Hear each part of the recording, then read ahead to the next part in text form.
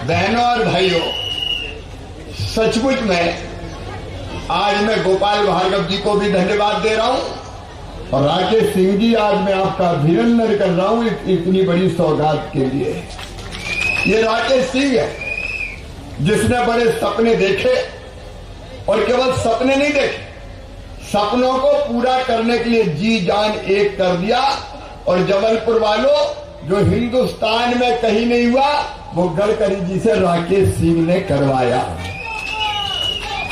1100 करोड़ का फ्लाईओवर, कोई ने सुना है क्या? 1100 करोड़ का फ्लाईओवर अभी पूरा तो बनने दीजिए, ये जबलपुर की तस्वीर बदल कर रख देगा, जबलपुर की तस्वीर बदल कर रख। और विकास की सौगात मैंने विकासपुर वैसे भी कहा, रिंग रोड जबलपुर में बन रहा है। 5000 करोड़ की लागत का रिंग रोड, 116 किलोमीटर, जबलपुर पूरब, पश्चिम, उत्तर, दक्षिण, अरे केवल 4 नहीं 10 दिशाओं से जुड़ जाएगा। अद्भुत नगरी होगी अपना जबलपुर, अद्भुत नगरी। देश का पहला जियोलॉजिकल पार्क 100 करोड़ रुपए का बनेगा, जिसको देखने पूरा हिंदुस्तान जबलपुर संस्कार धानी आएगा। रीजनल साइंस सेंटर 48 करोड़ रुपए का, टेक्नोलॉजी सेंटर 200 करोड़ रुपए का, और देश का दूसरा सबसे बड़ा रोपवे भी अपने जबलपुर में ही लगने वाला है। आईटी पार्क 200 करोड़ रुपए का, और आईटी पार्क एक भर गया, दूसरा बन रहा है, वो भी भरेगा। जबलपुर के बेटे बेटियों, अब तो आईटी के क्षेत्र में तुम भी झंडा गाड़ो, अपनी कंपनी बनाओ और चिंता मत करना, तुम्हें बैंक से लोन दिलाना और लोन की गारंटी लेना भी मामा की जवाबदारी है, मम्मी पापा की जवाबदारी है। पहला आईटी पार्क सफलतापूर्वक काम कर रहा है और कई लोगों को रोजगार दे रहा है। एयरपोर्ट अपना जरा देख के तो कैसा बन रहा है, 450 करोड़ का एयरपोर्ट का टर्मिनल बन रहा है। और अभी अभी हमारे हाई कोर्ट की बिल्डिंग और पूरे कोर्ट रूम बनेंगे, 460 करोड़ रुपया मैंने दिए हैं। महामहिम राष्ट्रपति महोदय भी अभी अभी शिलान्यास करके गई है। रेलवे स्टेशन अपना, मेरे बहनों और भाइयों, 300 करोड़ रुपए का बनेगा। एयरपोर्ट जैसा रेलवे स्टेशन जबलपुर की धरती पर होगा। मदन मोहन का जो टर्मिनल है वो ही 125 करोड़ रुपए का बनेगा, 125 करोड़। और सुन लो, 5 तारीख को हम फिर आ रहे हैं प्रधानमंत्री जी को लेके। बोलो आए कि नहीं आए? लेकिन कुछ लोगों को बड़ी तकलीफ होती, मैं आता हूं, बोले बार बार आए। अब जलने वाले जला करें, हमें परवाह नहीं है। लेकिन 5 तारीख को इसी मदन महल पर 100 करोड़ रुपए का रानी दुर्गावती जी के स्मारक का भूमि पूजन किया जाएगा। और सुनो जबलपुर वालों, सुनो जबलपुर वालों, ऐसा स्मारक बनाऊंगा कि पूरा हिंदुस्तान देखने आएगा, बिना देखे नहीं जाएगा। ये जबलपुर के हमारे सपने हैं। आज जरा ईमानदारी से मुझे बताना, दिल पे हाथ रख के, जितने विकास के काम हमने जबलपुर में किए, कभी कांग्रेस ने किए थे क्या? अरे पीछे तक से आवाज आना चाहिए, किए थे क्या?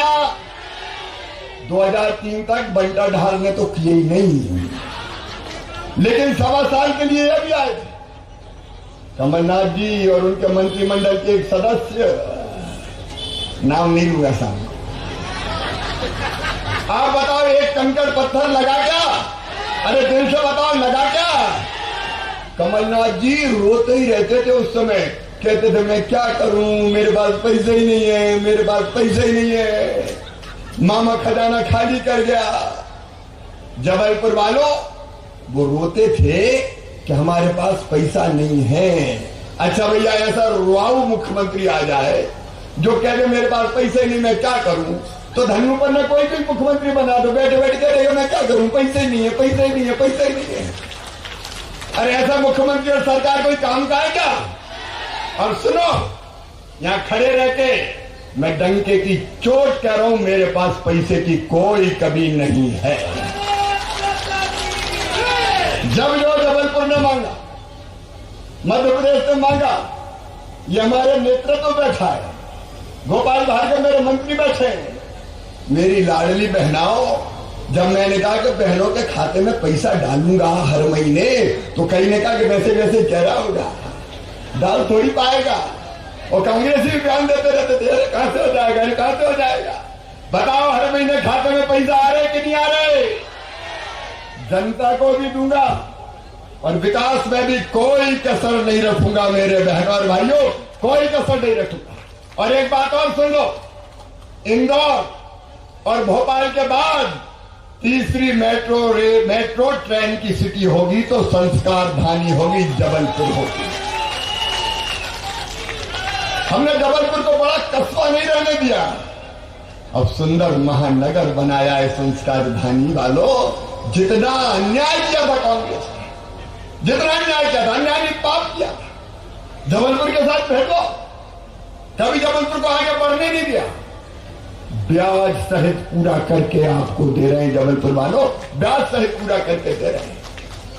खुशी की बात है, आज जबलपुर बदल रहा है, आगे बढ़ रहा है और अभी तो और आगे कई मंजिलें तय करना है मेरे बहनों और भाइयों। जबलपुर को किसी से पीछे नहीं रहने देंगे, बल्कि लोग जलेंगे जबलपुर से कि जबलपुर को इतना दे दिया, लेकिन परवाह नहीं है, क्योंकि अन्याय हुआ था जबलपुर के साथ कांग्रेस के जमाने में। हम उसको न्याय में बदल के देंगे। एक तरफ ये सारे विकास के काम, लेकिन अभी अभी मुझे एक आवेदन मिला, ये वार्ड नंबर 67 से रानी अवंतीबाई वार्ड के लोग हैं क्या यहाँ पे? है, कैंट विधानसभा के हैं वो, है कैंट वाले भी। मेरे पास ये आवेदन आया पट्टे का, क्या हमारे पास छोटे मोटे मकान बना के रह रहे हैं, लेकिन हमारे पास पट्टे नहीं है। ये शिव संकल्प सुन लेना, आज की तारीख और आज का समय नोट कर लेना। मध्य प्रदेश की धरती पर किसी गरीब को रहने की जमीन के बिना नहीं रहने दूंगा, सबको रहने की जमीन का मालिक बनाएगा। मुझे पीछे तक बताओ, मुझे पीछे तक बताओ, आप रहने की जमीन का टुकड़ा हर गरीब के पास होना चाहिए कि नहीं होना चाहिए? और इसे जिनने ये आवेदन दिया है, अशोक जी, पट्टे दिए जाएंगे, कोई चिंता करने की जरूरत नहीं है। भारतीय जनता पार्टी की सरकार है और मामा का राज है, चिंता काय को करते हो।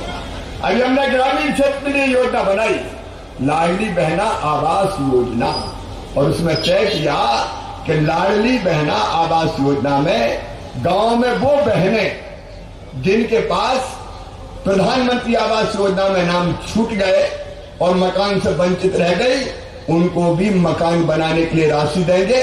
और ठीक वो योजना मैं शहर के लिए भी डिजाइन कर रहा हूं, जहां जहां जगह मिलेगी। देखो, अभी हमने मध्य प्रदेश में माफियाओं पे बुलडोजर चलाए और 23,000 एकड़ जमीन छीनी। कितनी जमीन छीनी? 23,000 एकड़ जबलपुर में भी छीनी है।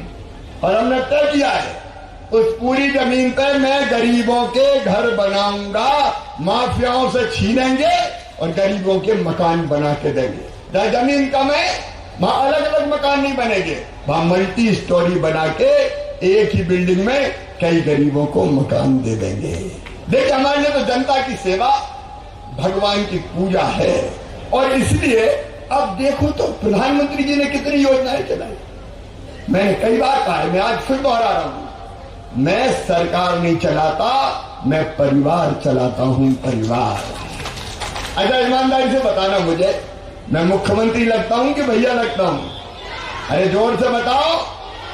और बेटा बेटियों का, आजकल तो बूढ़े भी मामा ही कहते हैं, मामा, और जबलपुर में कहते मम्मा, क्या है मम्मा। ये संबंध है अपने परिवार के रिश्ते। और इसलिए भारतीय जनता पार्टी की सरकार है, दिल्ली में प्रधानमंत्री श्रीमान नरेंद्र मोदी जी, उनके नेतृत्व में, और यहाँ हम लोग सरकार चला रहे हैं डबल इंजन की सरकार। निःशुल्क राशन, आयुष्मान कार्ड, रहने की जमीन, उस पर पक्के मकान, बीमारों का इलाज और भांजे भांजियों के पढ़ाई की व्यवस्था।